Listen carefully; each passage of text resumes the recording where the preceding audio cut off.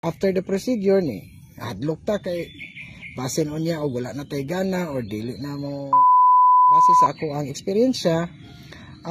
Normal pa man lang gihapon ang amo ang kuan active lang gihapon mi sa ako ang asawa.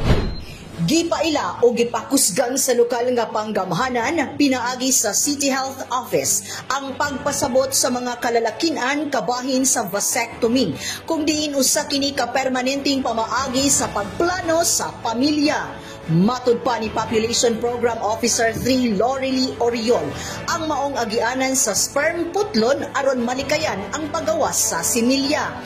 Gihimo kini sa pagputol o pagsilyo sa tubo nga nagdala sa sperm.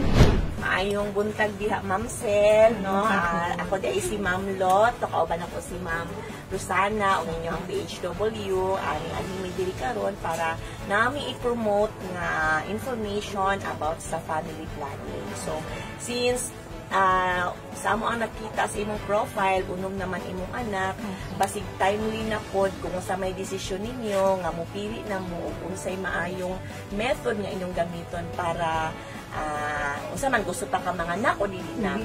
So kung gusto ninyo i-limit, so pwede ta mo go sa permanent method sa family planning. So unsa man ang mga permanent method sa family planning? So aduna kitay duha. Okay? So kung mingon tag duha, naatay ginatawag nga bilateral tubal ligation and vasectomy. So si bilateral tubal ligation, ikaw ang mag-undergo og operation.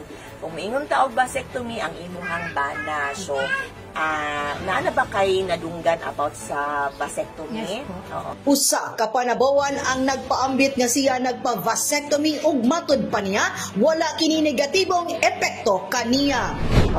Kami naka-desisyon na sa ako ang asawa nga magkakuan na og permanent contraceptives. O kasagaran nga atong nahibal-an is kanang gitawag na tog tubal ligation procedure para sa mga babae na ay mga operation i-conduct sa ila.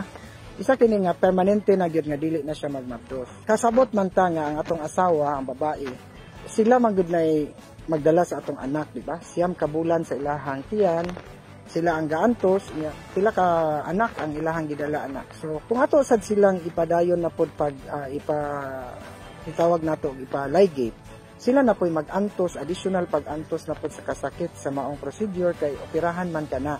So, naaman di ay other way nga ang lalaki po ang pwede nga ma-permanente na nga contraception o mao kini ang itawag na to non-scalpel vasectomy. Gamay lang kaay siya nga murag samad, halos lang gani walay dugo. Pagkahuman, wala po siya itahion gamay.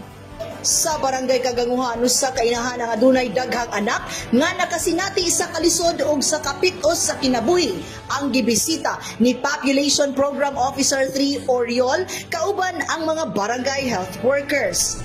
Dili dalim na ang atong mga anak daghan jud ta kaayo no kay ang kinahanglan ang importante gyud nga atong mga anak gyud limit ra gyud ta kay dili man nato mapa-eskwela og tarong kung sobra-sobra atong mga anak.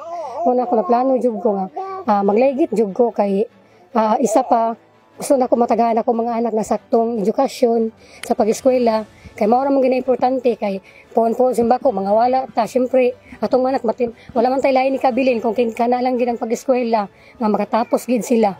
Syempre after the procedure, pila ka bulan, syempre imo pa man obserbahan o pila ka semana kay makagibatong sakit o katong gamayng samad.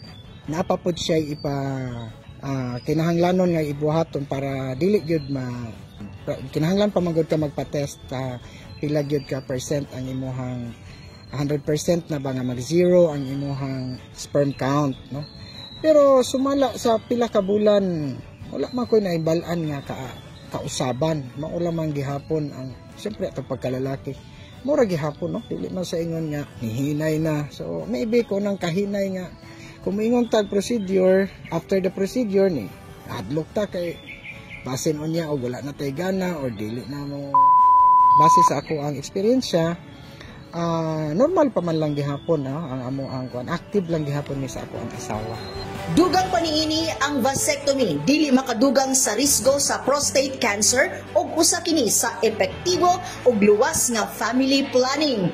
Kini dili babag nga magpadayon nga magmalipayon ang relasyon sa mga magtiayon. Kauban sa kamera si Richard Ligtas, kini si Tali Amag nga gikan sa City Information Office Broadcast Services alap sa Frontline News Panabo. Importante informed.